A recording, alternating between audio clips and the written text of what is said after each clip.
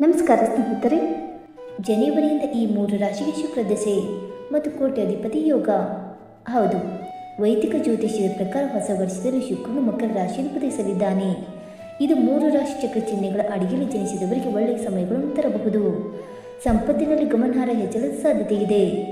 ಆ ಲಕ್ಕಿ ರಾಶಿಗಳು ಯಾವುವೆಂದು ತಿಳಿಯೋಣ. ವೈದಿಕ ಜ್ಯೋತಿಷ್ಯದ ಪ್ರಕಾರ ಅನೇಕ ಸಣ್ಣ ಹಾಗೂ ದೊಡ್ಡ ಗ್ರಹಗಳು 2026ರಲ್ಲಿ ಉದಯಿಸುತ್ತವೆ ಮತ್ತು ಅಸ್ತಮಿಸುತ್ತವೆ. ಇದರಲ್ಲಿ ಸಂಪತ್ತು ಮತ್ತು ಸಮೃದ್ಧಿಯನ್ನು ನೀಡುವ ಶುಕ್ರ ಗ್ರಹವು ಸೇರಿದೆ. ಫೆಬ್ರವರಿಯಲ್ಲಿ ಶನಿಯು ಆಳುವ ರಾಶಿಯಾದ ಮಕರ ರಾಶಿಯಲ್ಲಿ ಶುಕ್ರನು ಉದಯಿಸುತ್ತಾನೆ. ಪರಿಣಾಮವಾಗಿ ಶುಕ್ರನ ಉದಯವು ಎಲ್ಲ ರಾಶಿಗಳ ಜನರ ಮೇಲೆ ಪರಿಣಾಮ ಬೀರುತ್ತದೆ. ಆದರೆ 3 ರಾಶಿಗಳ ಅದೃಷ್ಟವು ಕಳೆಯಬಹುದು.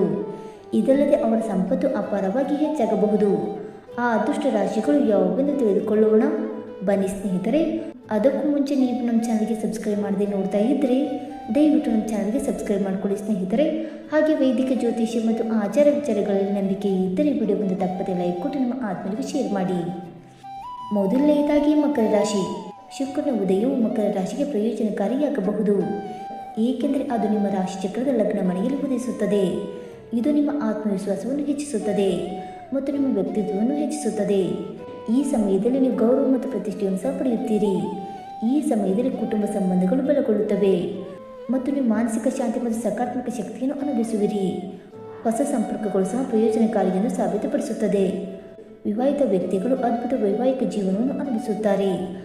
ಒಂಟಿಯಾದವರಿಗೆ ವಿವಾಹ ಪ್ರಸ್ತಾಪಗಳು ಬರಬಹುದು. ಎರಡನೇದಾಗಿ ಮಿಥುನ ರಾಶಿ.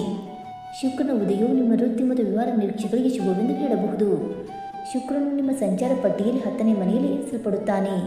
ಈ ಅವಧಿಯು ನಿಮ್ಮ ಕೆಲಸ ಮತ್ತು ವ್ಯವಹಾರದಲ್ಲಿ ಗಮನಾರ್ಹ ಪ್ರಗತಿಯನ್ನು ತರಬಹುದು ಮತ್ತು ನಿಮ್ಮ ಸೃಜನಶೀಲ ಯೋಜನೆಗಳು ಮತ್ತು ಹೂಡಿಕೆಗಳು ಲಾಭದಾಯಕವೆಂದು ಸಾಬೀತುಪಡಿಸಬಹುದು. ಕಲೆ, ಸಂಗೀತ, ಮಾಧ್ಯಮ ಮತ್ತು ಫ್ಯಾಷನ್ ವಿನ್ಯಾಸ ಕ್ಷೇತ್ರಗಳಲ್ಲಿ ತೊಡಗಿಸಿಕೊಂಡವರು ಪ್ರಯೋಜನ ಪಡೆಯಬಹುದು. ಅವರ ವೃತ್ತಿ ಜೀವನವು ಹೊಸ ದಿಕ್ಕನ್ನು ಕಂಡುಕೊಳ್ಳುತ್ತದೆ. ಅವರ ವೃತ್ತಿಪರ ಜೀವನದಲ್ಲಿ ಯಶಸ್ಸಿಗೆ ಹೊಸ ಮಾರ್ಗಗಳನ್ನು ತೆರೆಯುತ್ತದೆ. ಉದ್ಯಮಿಗಳು ಗಮನಾರ್ಹ ಆರ್ಥಿಕ ಲಾಭಗಳನ್ನು ಅನುಭವಿಸಬಹುದು. ಹೊಸ ಉದ್ಯಮಗಳನ್ನು ಪ್ರಾರಂಭಿಸುವ ಸಹ ಸಮಯ ಅನುಕೂಲಕರವಾಗಿದೆ.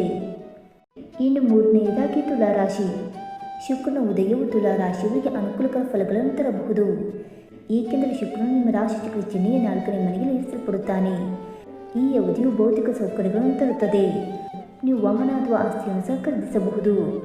ವ್ಯವಹಾರದಲ್ಲಿರುವವರು ಪಾಲುದಾರಿಕೆ ಮತ್ತು ದೊಡ್ಡ ಪ್ರಮಾಣದ ವ್ಯವಹಾರಗಳಿಂದ ಪ್ರಯೋಜನ ಪಡೆಯುತ್ತಾರೆ. ಈ ಸಮಯದಲ್ಲಿ ಬಾಕಿ ಇರುವ ಯಾವುದೇ ಕಾನೂನು ಅಥವಾ ಭೂ ಆಸ್ತಿ ವಿಷಯಗಳು ನಿಮ್ಮ ಪರವಾಗಿ ಪರಿಹರಿಸಲ್ಪಡಬಹುದು. ನಿಮ್ಮ ತಾಯಿಯೊಂದಿಗೆ ನಿಮ್ಮ ಸಂಬಂಧವು ಬಲಗೊಳ್ಳುತ್ತದೆ. ನೀವು ಅವರ ಮೂಲಕ ಆರ್ಥಿಕ ಲಾಭವನ್ನು ಸಹ ಪಡೆಯಬಹುದು. ಸ್ನೇಹಿತರೆ, ಈ ಮಾಹಿತಿ ನಿಮಗೆ ಇಷ್ಟವಾಯಿತಾ? ಇಷ್ಟವಾಗಿದ್ದರೆ ವಿಡಿಯೋಗೊಂದು ಲೈಕ್ ಮಾಡಿ, ಶೇರ್ ಮಾಡಿ. ಹಾಗೆ ನಿಮ್ಮ ಅನಿಸಿಕೆ ಮತ್ತು ಅಭಿಪ್ರಾಯವನ್ನು ತಪ್ಪದೆ ಕಮೆಂಟ್ ಮೂಲಕ ತಿಳಿಸಿ ಸ್ನೇಹಿತರೆ. ವಿಡಿಯೋ ನೋಡಿದ್ದಕ್ಕಾಗಿ ಧನ್ಯವಾದಗಳು. Thank you so much.